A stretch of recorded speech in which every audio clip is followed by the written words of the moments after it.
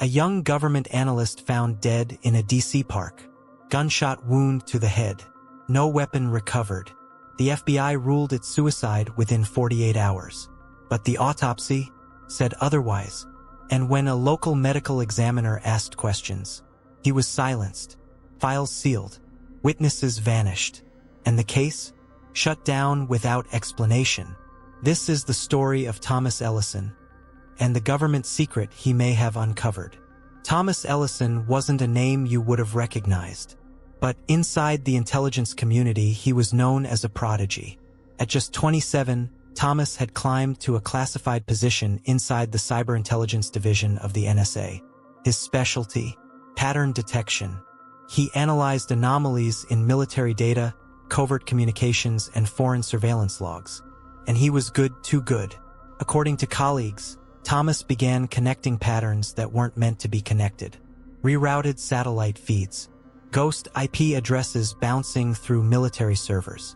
Requisitions for black budget projects that didn't exist publicly. He started asking questions. And that's when things changed. Coworkers described him as upbeat, logical, and steady. But in the weeks before his death, Thomas became withdrawn. He told one friend, "If something happens to me, it won't be by my own hand." Another colleague, whose identity remains redacted, said Thomas feared he was being watched, not by a foreign agent, but by our own government. He submitted a request to speak with the Inspector General of the NSA. That request was denied. Days later, he submitted an anonymous data packet to a journalist. We'll never know what was in it, because the journalist, Evelyn Marsh, was found dead 2 weeks later. Car crash. Brake failure. No investigation was opened. On the morning of June 12, 2017, Thomas Ellison's body was found in Rock Creek Park. One gunshot wound to the head. His phone was missing, so were his laptop and badge. No gun was ever recovered. Within 24 hours, the FBI released a statement. The victim died by apparent suicide. No foul play suspected. But here's the problem. The autopsy report, conducted by independent examiner Dr. Luis Yamada, said the trajectory of the bullet was back to front and downward, unusual for self-inflicted wounds. There was no gunpowder residue on either hand. His fingernails contained traces of skin not matching his own. Dr. Yamada submitted the report, and within 72 hours, he was placed on administrative leave for breach of confidentiality. His medical license was suspended 6 weeks later, and when asked to comment, he replied, "I was told to stop asking questions, or my family would pay." The crime scene photos were never released. The park ranger who discovered the body was reassigned out of state. And security footage from nearby traffic cameras? Corrupted, said officials.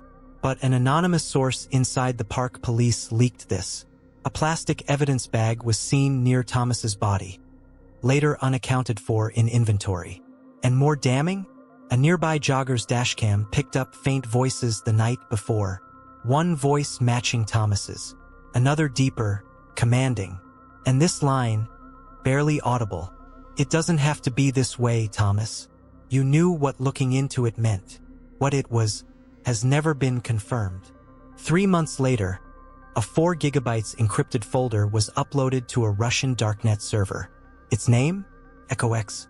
Inside were fragments of NSA internal memos marked top secret, and references to something called Operation Glintstone. According to the metadata, the documents were last accessed on Thomas Ellison's NSA terminal. We still don't know what Glintstone was, but researchers found references to psychological manipulation programs, civilian surveillance in urban centers, experiments involving induced behavioral redirection, the kind of tech used to make someone seem unstable or suicidal. The file vanished within 24 hours.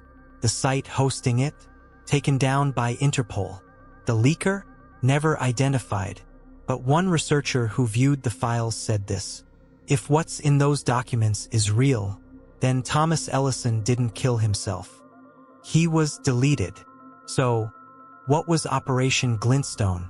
Some believe it was an evolved version of MKUltra, the real CIA mind control program exposed in the 1970s. In Glintstone, test subjects weren't drugged. They were digitally manipulated. False online identities created to harass them. Simulated emails sent from friends and family. Voices fed through hidden speakers to mimic auditory hallucinations. All designed to push targets to mental collapse. A silent weapon, with no trace. And if you exposed it, well, you'd end up like Thomas. Thomas Ellison isn't the only one. Since 2014, at least 11 government contractors or analysts have died under suspicious circumstances, each one labeled a suicide. Andrew Richman, data engineer, found hanging in his garage. No note. Dr. Kira Lamb, former DARPA researcher, drowned in her bathtub. Water left running. Devin Hartley, contractor at Raytheon, jumped from a bridge. No surveillance footage. All were involved in pattern analysis. All were looking into off-book activity. None of their families accepted the official story. But none of them got answers. Just like Thomas. Before his death, Thomas wrote 3 emails to himself. Encrypted. Never sent. Recovered later by a friend who accessed his old backup server. One of them reads, "They think no one's watching, but someone always is. If this ends me, know it wasn't my choice." Another, "The people behind this aren't in the shadows. They're in the light, wearing suits, sitting in offices with flags behind them." The third message, empty. Just a subject line. Echo X lives. Was that his final act? A breadcrumb? Or a message for someone else? To this day, the FBI refuses to reopen the Thomas Ellison case.